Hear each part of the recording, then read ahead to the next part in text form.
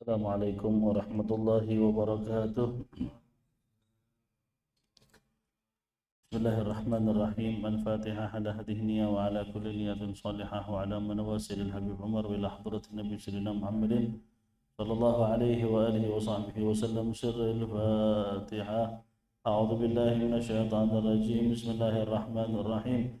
Alhamdulillahi rabbil alamin arrahmanir rahim. إياك نعبد وإياك نستعين اهدنا الصراط المستقيم صراط الذين أنعمت عليهم غير المغضوب عليهم ولا الضالين آمين. Minta air panas ya. Bismillah walhamdulillah wassalatu wassalamu ala sayyidina Rasulillah sayyidina Muhammad ibn Abdullah wa ala alihi wa sahbihi wa man wala. ولا حول ولا قوة إلا بالله. نوينا التعلم والتعليم والنفع والانتفاع والتذكر والتذكير والإفادة والاستفادة والحث على تمسك بكتاب الله وسنة رسوله والدعوة إلى الهدى والدلالة على الخير لابتغاء وجه الله ومرضاته وقربه وثوابه من الله تعالى. يقول المصنف رحمه الله تعالى في كتابه إلى أن قال في آفات العلم وبيان علماء السوء وعلماء الآخرة. Di sini kita akan membahas tentang afatul ilmi, tentang peringatan dalam menuntut ilmu, wa bayan ulama as-su, dan menerangkan tentang siapakah ulama su wa ulama al-akhirah, dan siapakah ulama akhirat. Karena dalam mencari ilmu syariat, ilmu agama, ulama yang ada di sekitar kita, ada ulama dunia, ada ulama akhirat. Ulama dunia yang disebut dengan ulama su, tujuannya hanya dunia. Wa ulama al-akhirah, yaitu ulama-ulama yang menyampaikan syariat, tujuannya karena Allah dan ingin menyebarkan agama Allah. Maka di sini dikasih tahu dan kita diingatkan oleh Nabi, oleh Allah Subhanahu wa taala untuk jangan sekali-kali termasuk dalam golongan ulama su atau ulama-ulama yang buruk, ulama-ulama yang jahat, atau dengan kata lain ulama dunia. Di sini dikatakan wa ulama asu, adapun ulama su humal ladzina qasduhum minal ilmi at-tana'um bid dunya. Ulama su itu yaitu mereka-mereka yang mencari ilmu supaya mendapatkan kenikmatan dunia. Ingat ya, ulama su apa tanda-tandanya? Mereka mencari ilmu dengan tujuan mendapatkan kenikmatan dunia. Tana'um itu artinya apa? Dia pengen dapat keindahan, kemewahan dengan ilmu yang dia punya. Dengan ilmu yang saya punya, saya pengen punya rumah mewah, pengen punya mobil mewah, pengen kehidupan saya enak karena orang-orang tahu saya sebagai ulama. Nah, itu tanda-tanda ulama su. Hati-hati. Wa tawassul ilal manzilati 'inda ahliha. Dan bertujuan supaya mendapatkan kedudukan di hati manusia. Dan bertujuan untuk mendapatkan kedudukan di hati manusia. Tujuan dia mencari ilmu supaya saya kaya, saya senang, plus saya disukai oleh manusia. Nah, itu udah tanda-tanda paling kelihatan itu mah. Makanya kan ulama-ulama dulu, kalau kita baca sejarah mereka atau beliau-beliau, kalau kata mereka begini, sesuai dengan sabda Nabi kepada Sayyidina Ali, la yahdi bika rajulan wahidan khairan laka min humrin ni'am.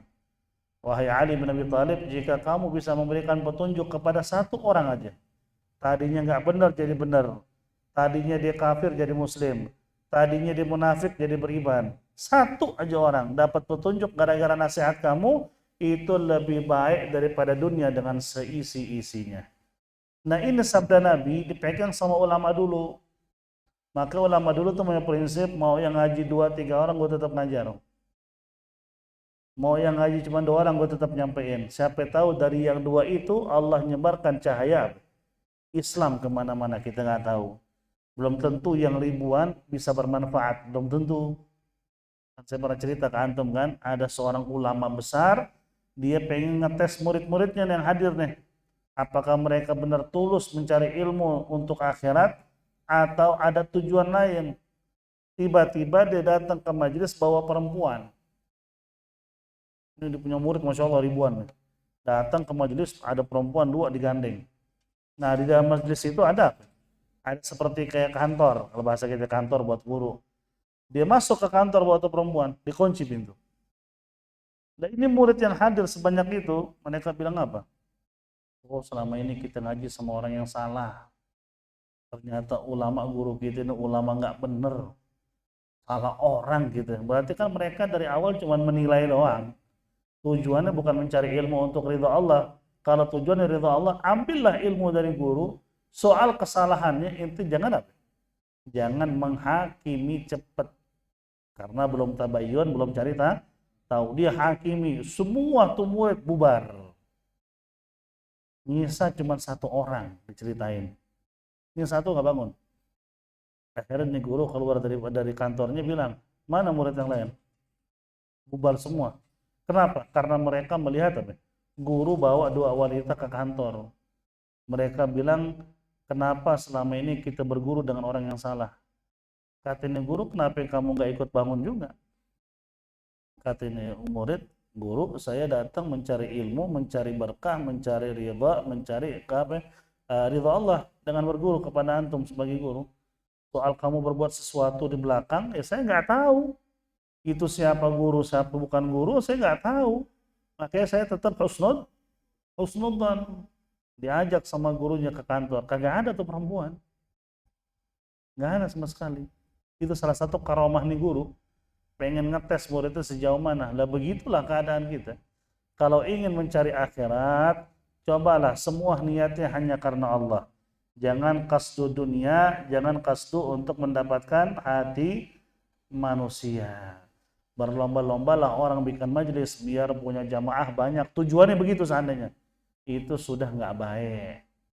Cuman murid-murid itu semakin banyak tanpa ada tujuan begitu. Tujuannya karena Allah.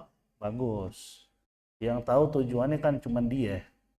Kita nggak mungkin lihat ada majelis, tapi muridnya ribuan, pasti gurunya tujuannya buruk. Kita nggak tahu isi hati dia. Yang tahu cuma dia sama Allah. Cuman kita ngingetin, jangan pernah mencari kedudukan di hati manusia. Berusahalah mencari ilmu untuk mencari ridha Allah. Manusia nggak suka, yang penting Allah ridha, cukup.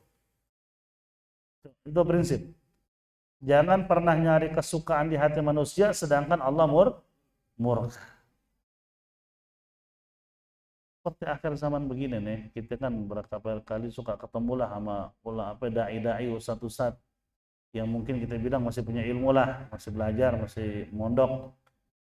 Mereka nggak sedikit yang mengaku cara dakwahnya di rumah jadi ngelucu, ngomongnya jorok. Apa tujuannya? Kata mereka, kalau kita pakai cara tegas, siapa yang undang lagi?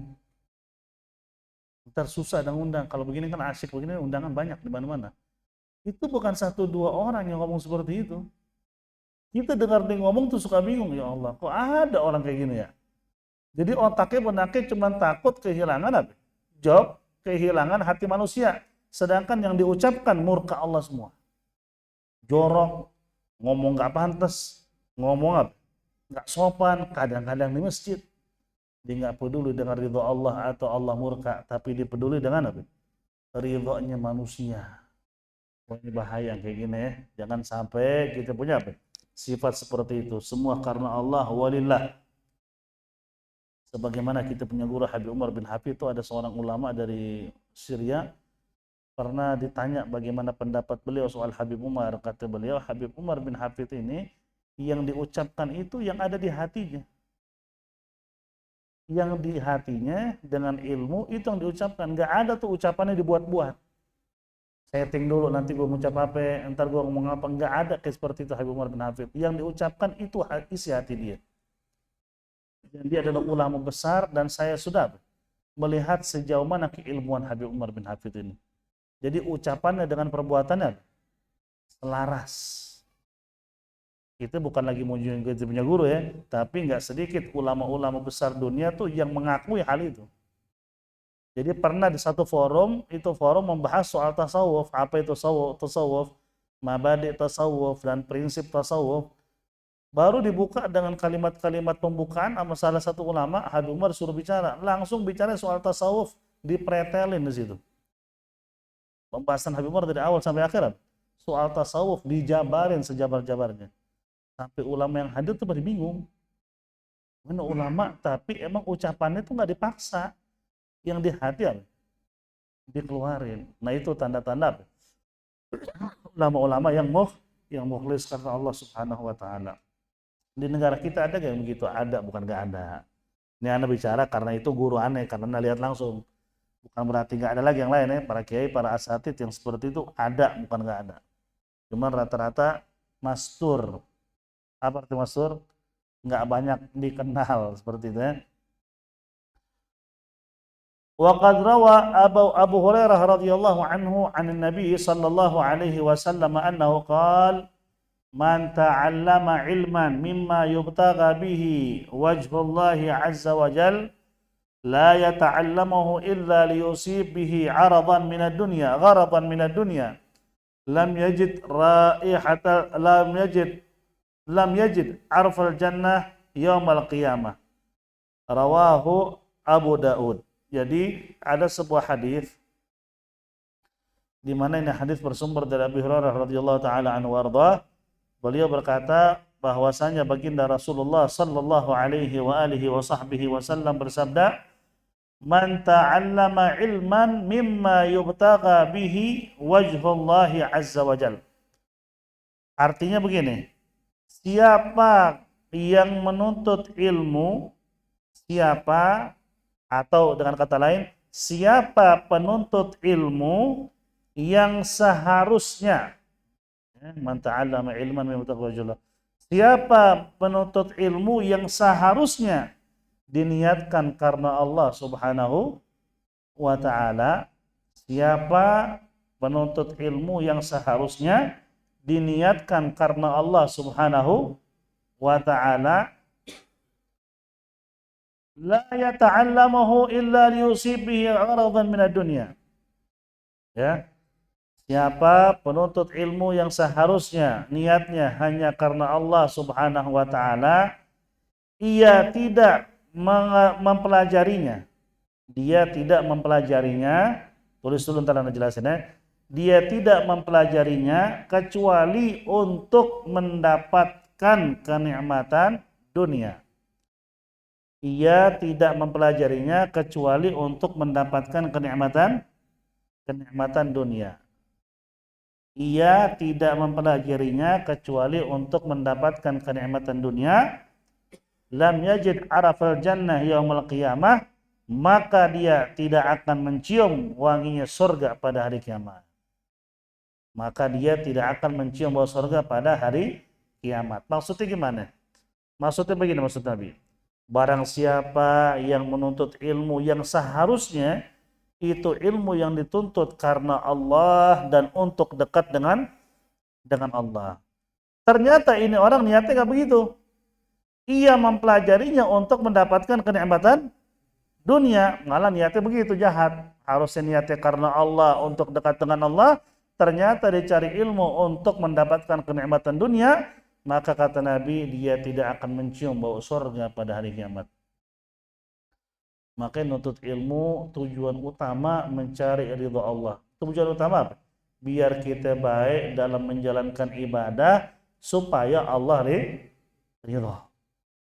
Biar saya nggak salah menjalankan ibadah supaya Allah ridha. Itu satu. Begitu meningkat supaya saya ini mengerti dan supaya ibadah saya diterima dan Allah ridha, plus supaya saya bisa menyebarkan dakwah Nabi Muhammad sallallahu alaihi wasallam.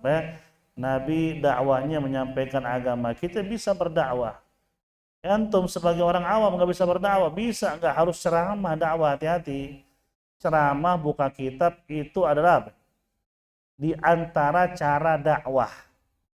Bukan satu-satunya cara dakwah. Cara dakwah paling bagus itu bilhal.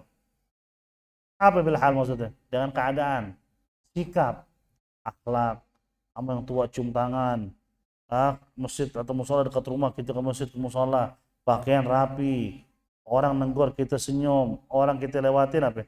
Sesama muslim assalamualaikum. Ente dakwah paling hebat itu. Kalau ceramah siapa aja bisa ceramah, apalagi akhir zaman begini. Ada ininya lagi, ada lombanya lagi. Dai apa namanya itu? Oke begitu dah, dai-dai di TV. Yang penting bisa ceramah, gayanya asyik, ngomongnya asyik, lolos katanya. Lolos apaan? Dakwah disampaikan itu bila qaulan wa fi'lan. Sebelum dia menyampaikan, sebisa mungkin dia ngerjain. Ketika bilang sama orang, kamu sholat, dia juga sholat. Kamu jangan minum khamar, dia juga nggak minum khamar. Kamu jangan zina, dia juga nggak zina. Nah itu dakwah. Bukan penampilannya asyik, ngomongnya asyik, lolos tuh jadi dai. Padahal rusak. Lah sholat, mabok, main judi, dai. Gimana ceritanya jadi dai? Nah itulah semakin disembarangin yang namanya dakwah di jalan Allah. Sehingga muncullah ustadz-ustadz kerbitan. Dulunya OB, setiap ada sinetron, dia OB. Nyiapin minuman buat artis. Ditawarin jadi ustadz. Wah asyik juga jadi ustadz ya, di sinetron. Jadi ustadz di sinetron. Biar dapat label ustadz beneran apa? Mondok 6 bulan. Biar beneran dikatakan ustadz. Nah ada yang seperti itu, bukan kagak ada. Itu bukan nyalahin. Dakwah bagus. Cuman ketika sudah pakai label ustadz, ente bisa tanggung jawab gak dengan tuh label? Orang dapat label insinyur, emang siapa aja? Nggak bisa. Dia nggak sekolah, tiba-tiba insinyur. Orang ngatain insinyur dari mana loh? SD aja kagak. Bahasa kan seperti itu ya. Pasti harus ada legalitasnya, minimal ijazah, diakui di kampusnya. Oh ini bener nih insinyur nih, ini bener dokter. Lah itu nggak pernah tiba-tiba ngomong sama orang, saya insinyur. Orang kan jangan nanya. Lah apalagi gelar ustadz.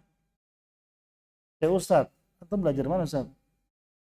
Ya alhamdulillah saya mondok 6 bulan, 6 bulan. 6 bulan mondok menjadi ustadz. Belajar ikra aja belum kelar tuh, sampai ikra 6 bulan. Nah itulah, kadang-kadang seperti ini dianggap sepele. Makanya muncullah ulama-ulama su. Ya itu tadi, yang penting bisa tampil. Lagi kan di negara kita ini kan ulama, waduh, banyak apa itu namanya? Banyak aliasnya. Nah, nanti itu jangan kaget ada ulama namanya Ustadz Naruto, kan? Ustadz Avatar, bisa aja ntar ada. Ustadz Sasuke. Pokoknya ada apa? Ada labelnya. Cari-cari tahu mondok di mana nggak ada yang tahu. Ceramah asyik sambil ceramah muter-muter, salto, udah asyik nih Ustadz diundang nih akhir zaman udah. Maaf, ente kalau nanya obat kepada orang bukan apoteker, ente datang ke orang nggak ngerti apa-apa soal obat. Ente bawain obat banyak. Ini kira-kira obat yang buat sakit kepala yang mana nih? Dipilih nama dia. Yang ini kayaknya cocok nih. Kalau menurut anda sih warnanya kayaknya apa? Buat sakit kepala. Ente minum. Berani nggak minum kira-kira dari orang yang nggak ngerti obat? Dulu ente minum. Itu buat penyakit apa? Badan. Bener kagak? Agama buat penyakit roh. Berani gak ente dapat ilmu agama dari orang nggak belajar? Wah ente percaya lagi. Tahu nggak maksudnya? Yang penting ente ngron, di mana-mana diundang, ente cari tahu siapa gurunya kita nggak tahu, selidikin sampai buka Google, dia punya profil kagak ada, pokoknya ini ustadz terkenal. Dia menyampaikan ini halal ini haram, ente percaya, ente seperti orang yang percaya suruh milih obat padahal dia bukan sebagai apoteker. Hati-hati, rusaklah agama ente. Terus dari kiamat ente bilang, ya Allah saya nggak salah, saya ngikutin ustadz. Kata Allah, lo tahu tuh ustadz abal-abal. Cuman backgroundnya apa? Terkenal doang, ente ikutin. Yang seperti dulu kan kasus saya, mudah-mudahan orang udah alim sih sekarang. Dulu kan masih ilmunya pakai Google ya. Oh jadi qadwalan fahada tuh. Orangnya pakai goblok begitu kalau dakwah deh, pakai kuluk banyak sih ustaz pakai dakwah. Ini yang kita maksud satu nih. Salah ngomong. Dulu Nabi Muhammad sesat. Allah kasih petunjuk. Apa dalilnya? Wa wajada qadwalan fahada. Diambil tafsir Quran dari Google. Begitu diceramah begitu, di mana-mana ustadz kiai ngamuk. Ngomong apaan nih orang ngawur nih anak bocah nih. Begitu di sidang sama MUI, apa kata dia? Saya dapat dari Google. Nah gimana coba? Ustadz ceramah pakai Google. Padahal wajada qaddalan fahada itu multi tafsir. Dan banyak mufassirin bilang ketika Nabi diasuh oleh Siti Halimatus Sa'diyah, beliau ketika mengembalikan ke Mekah sempat nyasar di jalanan. Sama Allah dikasih petunjuk biar Nabi selamat sampai ke ibunya. Tersesat dalam perjalanan. Bukan Nabi sesat. Nggak ada seorang Nabi sesat. Nabi waktu itu sebelum dapat wahyu, beliau menjalankan syariat sesuai dengan syariat siapa? Nabi siapa? Nabi Ibrahim alaihi salam. Nggak mungkin seorang Nabi itu sesat. Kalau Nabi sebelumnya sesat baru dikasih petunjuk, berarti lebih mulia Nabi Isa kalau begitu. Nabi Isa dari bayi sudah ngomong, saya Nabi, saya utusan. Terus gimana? Sedangkan Nabi itu sebaik-baiknya Nabi. Itu makanya Nabi bilang, hati-hati dari ulama-ulama di akhir zaman. Cari tahu dulu. Sekarang kan mudah. Ini Ustadz, ini Habib belajar di mana? Hatta habaib. Kalau nggak belajar jangan diikutin. Nggak sedikit loh. Yang penting pakai apa? Nama Habib, udah. Pakai imam gede ceramah ngaco. Abu Jahal dibilang pamannya Nabi. Lalu pamannya Nabi siapa? Abu Lahab bukan Abu Jahal. Seenaknya ngomong. Oh percaya orang. Kenapa? Imamnya gede Habib pasti benar. Nggak mungkin. Ilmu harus dari orang yang berilmu. Jangan asal-asal milih. Penampilan udah pasti ulama. Belum tentu. Apalagi orang dulu ya. Soalnya kiai-kiai dulu tuh pakai sendal jepit, sarungnya ngasal, picinya ngasal, ilmunya lautan. Kalau sekarang tampil begitu nggak dianggap ulama. Aki-aki dari mana? Padahal ulama besar udah dibilang aki-aki. Gila nggak punya ilmu sama sekali karena kaya, imamnya gede, harganya mahal, jubahnya jutaan. Siapa itu? Padahal nggak pernah belajar. Sekarang tuh begitu. Yang dilihat apa? Penampilan bukan isi. Penampilannya, casingnya. Nauzubillah min dzalik. Wa fi haditsin akhar, dalam hadis yang lain Rasulullah sallallahu alaihi wasallam bersabda, "Man ta'allama al-ilma liyubahi bihi al-ulama aw yumari bihi as-sufaha aw yusrif bihi wujuhan nas ilaihi fa huwa finnar." Dalam hadis yang lain Rasulullah sallallahu alaihi wasallam bersabda, "Man ta'allama al-ilma," barang siapa yang menuntut ilmu, liyubahi bihil ulama, untuk menandingi dan berbangga-bangga dengan para ulama. Jadi dia menuntut ilmu pengen dibilang alim, ulama lain dikritik, dikit-dikit dikritik, dikit-dikit disalahin. Banyak nggak yang segitu? Banyak nggak zaman sekarang? Nabi sudah ngingetin loh. Kita senang anak muda mondok lama, ngerti fikih, nahwu, sharaf, cakep, masya Allah kita senang deh. Malah kita berharap semakin banyak yang begitu. Cuman rambu-rambu jangan lupa. Ente kalau nuntut ilmu litubahi bihil ulama, supaya bangga-bangga diri dalam depan ulama, ente bukan talibul ilmi. Ente talibul jah. Ente lagi nyari kedudukan, bukan mencari ilmu. Ulama lain salah ngomong dikritik. Jadi kalaupun salah namanya manusia. Cari tahu bagaimana ente menyampaikan nasihat atau teguran ente ke ulama. Entah mungkin orang dekatnya atau siapa yang dikenal, ente bisa kirim WhatsApp, "Maaf, kemarin tuh Kiai, kemarin tuh Habib salah ngomong begini-begini." Mungkin dia lupa kali, namanya manusia ya. Insya Allah diluruskan, tuh Habib tuh Kiai ketika ngomong lagi apa? Akan diperbaiki omongan dia yang sebelumnya. Bukan di YouTube dibikin, dikritik habis-habisan. Salah tuh Kiai, salah tuh Habib. Ente baru belajar kemarin. Ya Habib Umar ketika baca Quran, kan gak sedikit tanya lain. Oh, apalagi dari kalangan Wahabi. Salah tuh Umar bin Hafid bacaannya. Ngaur. Salah, ngaco. Udah baru belajar qiraat sedikit udah apa? Udah mau nyalahin orang yang ngerti dan menguasain qiraat 10. Maka Ustaz Adi Hidayat bilang apa? Yang kritik Habib Umar nih orang-orang yang nggak tahu diri. Yang dikritik orang ulama besar. Qiraat 10 itu apa? Dikuasain abis sama Habib Umar. Yang dikritik ayat-ayat yang dibilang salah. Ternyata di qiraat 10 dan qiraat yang lain itu ada. dan sama Ustaz Hadi Hidayat itu dibongkar. Itu tanda apa? Punya ilmu dikit, udah ngeritik, ya nggak, Be? Yang lebih alim, dia ngerasa salah tuh. Padahal itu yang salah. Itu baru belajar 2 kitab, udah nyalain apa? Nyalain orang-orang besar. Nah itu jangan sampai terjadi. Itu yang dikatakan oleh Nabi, liyubahi bihil ulama.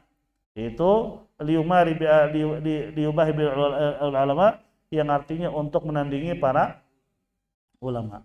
Au liyumari bihi sufaha, atau untuk berdebat dengan orang-orang bodoh. Gue cari ilmu biar temen gue ini yang tolol-tololnya apa? Bahasa kasarnya ya. Gue kritik, gue habis-habisan biar dia tahu gue alim. Tujuannya untuk ngeritik fulan, ngeritik alan. Salah dikit, habis. Kayak zaman sekarang kan, salah baca dikit secara nahu, habis dipretelin. Salah bacaannya, nggak bener nahunya. Padahal maksud dan yang diterangkan itu benar. Kadang-kadang emang suka salah dalam ucapan nahawi, namanya manusia, yang harusnya A jadi I, yang harusnya I jadi apa? Jadi U. Yang penting nggak merubah arti intinya, cuman salah harokat akhir dari segi nahu, itu dikritiknya bisa-bisa ditelanjangin tuh Ustadz. Nah, ngerti lah, bodoh lah, apalah. Apalagi bicara dengan orang awam biasa. Itu kenapa nuntut ilmu? Biar tongkrongan, biar tahu gue alim. Gue habis nuntut ilmu nih, gue mau duduk, mereka mau tanya, yang wajib dalam salat apaan aja. Biar mereka tahu kalau mereka bodoh, saya pinter. Nah itu salah juga kalau niatnya begitu. Nggak boleh. Jangan niat banggain diri depan ulama, jangan niat untuk ngeritik orang-orang bodoh. Au yusrif bihi wujuhun nas ilaih. Atau untuk memalingkan wajah-wajah manusia kepadanya. Atau untuk memalingkan wajah-wajah manusia kepadanya. Maksudnya nyari ilmu supaya dia itu dianggap wah sama orang alim nih, soleh nih, kiai nih, ini habaib masya Allah nih. Tujuannya ke situ. Tujuannya supaya dapat sanjungan dari manusia. Maka apa yang terjadi? Adkhalahullah an-nar. Maka Allah akan masukkan dia ke dalam neraka. Nggak guna dia belajar. Belajar untuk apa loh? Untuk ulama-ulama yang salah gue kritik. Salah besar. Ngapain lo belajar? Supaya teman-temanan yang bodoh nih biar tahu kalau ana alim, ana bakal ngasih tahu mereka. Salah niatin teh. Untuk apa itu belajar? Biar manusia-manusia tuh bangga sama ana. Biar mereka tahu apa? Ana nih alim. Kalau tujuan ente salah satu di antara 3 ini, ente ahli neraka, bukan ahli surga. Makanya bilang tadi, tujuan kita belajar, mau orang awam, mau jadi ulama sekalipun, tujuan yang pertama untuk apa? Memperbaiki hubungan kita dengan Allah. Salat kita, ibadah kita benar. Supaya apa? Supaya mendapatkan ridha Allah. Ditingkatin lagi sedikit supaya saya dihitung sebagai orang yang berdakwah di jalan Allah karena Allah. Ini tujuan utama itu ada. Untuk memperbaiki apa? Hubungan kita dengan Allah. Artinya apa? Ibadah nggak salah untuk meraih ridha. Kalau ibadah nggak salah pasti dapat ridha Allah. Dan yang ketiga, kalau meningkat sedikit, kita belajar lagi lebih dalam untuk menghidupkan dakwah Nabi supaya saya dihitung sebagai orang yang berdakwah di jalan Allah karena Allah. Maka itu yang harus kita pikirkan baik-baik. Sebagaimana karena Nabi bilang dulu, ada seorang syekh bernama Syekh Shadiq Al-Ja'fari kalau nggak salah namanya, Abu Bakar Al-Ja'fari, lupa, ulama besar di Mesir ya. Beliau ini kan alim besar, bahkan tuh disebutkan sama beberapa ulama-ulama di zamannya, itu beliau ketemu Nabi Yaqadha tuh sering. Ini bukan khurafat, orang ketemu Nabi secara langsung bisa nggak? Bisa, hadis Nabinya ada kok. Itu bilang apa? Marra'ani fil manam, fasayarani fil yaqadha, hadis sahih. Siapa yang berjumpa denganku, siapa yang melihatku dalam mimpi, akan berjumpa denganku dalam keadaan terjaga. Hadisnya ada. Jadi kalau Imam Suyuti, alaihi rahmatullah, ulama-ulama dulu bisa jumpa dengan Nabi, itu bukan khurafat, itu nyata. Nyata, mereka punya kedudukan emang udah pantas. Kalau kita belum pantas dah, mata kita penuh dengan maksiat ya. Beliau ini suka melihat Rasulullah, saking alimnya nih orang, alim soleh. Dan bacaannya kalau lagi baca Quran, itu bikin orang-orang apa? Itu bikin orang-orang jadi makmum tuh, lupa kalau mereka lagi sholat. Kasih kan? Mau suruh ruku juga lupa ruku dia, saking enaknya merdunya suaranya.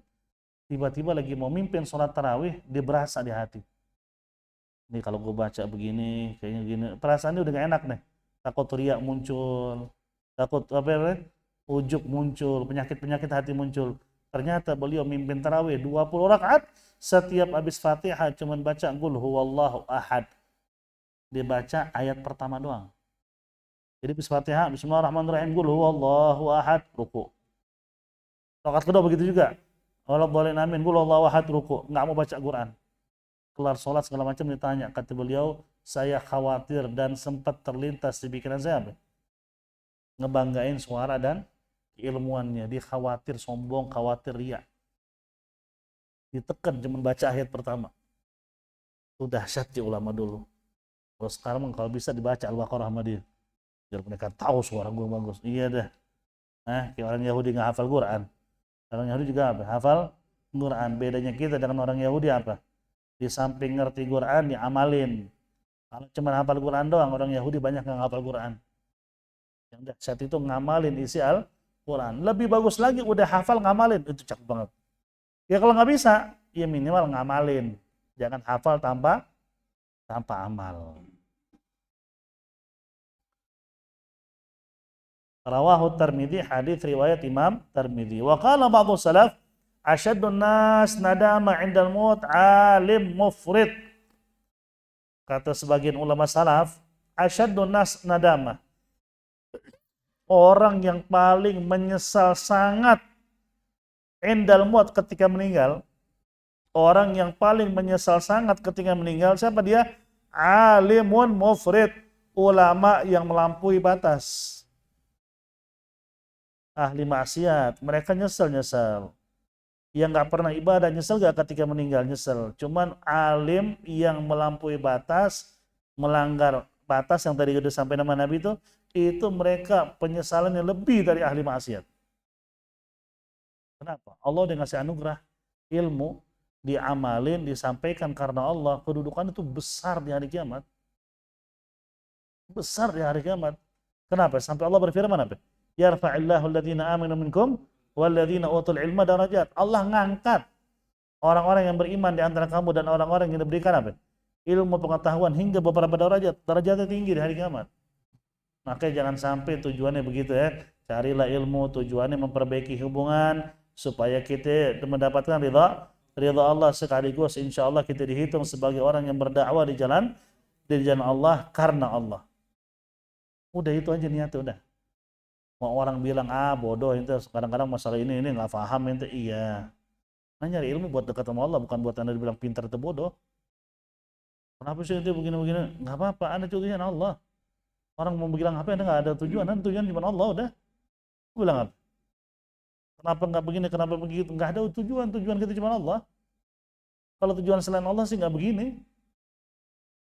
Ya anda pribadi nih, ketika kita buka majelis kan nggak sedikit masukan lah. Bikin ini, biar ntar majelis berkembang. Ada beberapa orang udah nggak ikut ngaji lagi sih. Biar cepat berkembang kayak majelis fulan. Anda nggak ada tujuan ke situ. Tujuan Anda ngaji. Emang kadang-kadang hati tuh sakit kalau lagi ngaji tuh anak murid hadir sedikit, tapi nggak akan bikin Anda berhenti ngaji. Tetap aja ngaji. Cuman kadang-kadang suka kecewa, kenapa? Kok ilmu disepelehin gitu loh. Tapi kira meninggal nanti yang selamatin dia apa? Ilmu agama dia. Bukan dia punya kerjaan, bukan bini, bukan anak, ilmu yang dicari di majelis. Nah itu kadang emang ya manusiawi ya, nggak ada rasa, ya Allah kok begini yang ngajinya ya. Cuman insya Allah tetap ngajar. Maksudnya jangan sampai futur atau turun apa? Semangat dalam menuntut ilmu itu aja. Mau berapa orang jadi. Terus kalau banyak juga repot kita ngurusin. Satu bikin kasus nama kita dibawa-bawa. Lebih asik begini udah. Nah, seperti kita yang ngikutin gaya-gaya ulama-ulama kita juga di Hadramut seperti Habib Abdullah bin Syahab. Beliau kan ngajar itu di Masjid Surur sama di rumahnya. Nih ngaji begini, habis ngaji begini dia pulang, nanti ada lagi datang 10 orang ngaji lagi. Nah itu kita ikutin ada cara-cara beliau-beliau. Ya mungkin kalau Habib Umar kan Masya Allah dah. Nggak bisa dibandingin sama siapapun, apalagi sama murid-muridnya. Nah, kalau kita ini kan kayak gini udah senang, alhamdulillah. Yang penting ikhlas dan tulus karena Allah ya, biar kita dekat sama Allah. Minimal duduk kita di majelis, dosa kita berguguran. Dapat pahala lebih besar daripada daripada apa? Seribu gunung. Masya Allah, dari mana tidak dapat pahala begitu kalau bukan di majelis? Nah, kita akan ngerasain fadilahnya ketika sakaratul maut.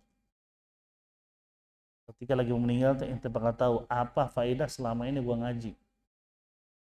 Ingat, setiap huruf dalam ilmu agama, dalam Al-Quran, itu ada malaikat. Dan setiap ilmu dalam fikih, dalam apa, itu kan kembali lagi ke huruf Quran. Jadi ketika antum cinta dengan ilmu pas meninggal, itu dikatakan oleh ulama, enggak sedikit malaikat yang ngelilingin kita. Ketika lagi sakaratul maut. Jadi mereka ngarak kita. Karena kita senang dengan ilmu. Itu emang sesuatu yang gaib, susah kembali lagi ke iman. Nah, kalau namanya ilmu, orang nuntut ilmu, pahala kelihatan, semua orang nuntut ilmu, enggak. Cuma kan semua kembali ke iman. Dia bluwakum ayyukum ahsanu amala. Sampai sini dulu. Insyaallah kita akan teruskan lagi di pertemuan yang akan datang, dan kita akan kasih tahu tuh ciri-ciri ulama akhirat, ciri-ciri ulama dunia, supaya kita jangan sampai begitu. Bukan supaya kita bisa nilai orang. Ingat, ente dikasih tahu nih, ini sombong begini, riak begini, bukan ente nilai orang sombong riak. Intinya jangan sampai begitu maksudnya. Karena kan urusan riak sombong urusan apa? Hati. Itu tahu isi hati orang. Itu jangan sampai begitu. Ada ulama ada ulama apa? Akhirat, bahaya ya. Terus apa kita pelajarin? Supaya ini ciri-ciri kalau ente pelajarin, ente jangan sampai begitu. Bukan untuk nilai ulama lain. Jangan, ulama jangan dinilai. Mereka tetap punya keutamaan karena punya ilmu. Ya, wallahu a'lam bishawab. Sampai sini dulu. Ada pertanyaan, Fadl? 3 pertanyaan aja tapi. Di luar pembahasan boleh.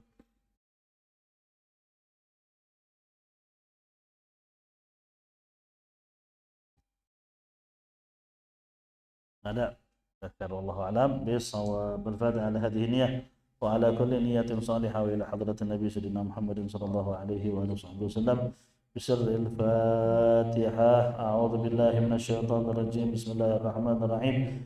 Alhamdulillahi rabbil alamin arrahmanir rahim maliki yaumiddin. Iyyaka na'budu wa iyyaka nasta'in. Ihdinas siratal mustaqim. Siratal ladzina an'amta 'alaihim ghairil maghdubi 'alaihim ولا الضالين آمين. اللهم بحق الفاتحة وسر الفاتحة بكرامة الفاتحة يا فرج الهم يا كاشف الغم يا من لعبده يغفر ويرحم بفضل سبحان ربك رب العزة عما يصفون وسلام على المرسلين والحمد لله رب العالمين. يا ربنا اعترفنا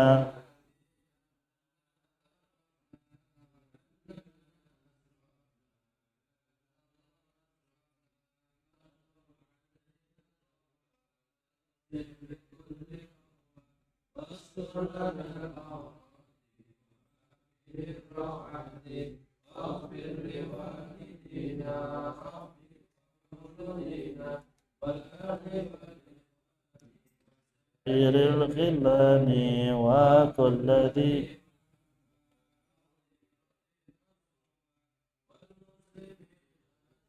آمين يا ربي أسمع فضلا وجودا منا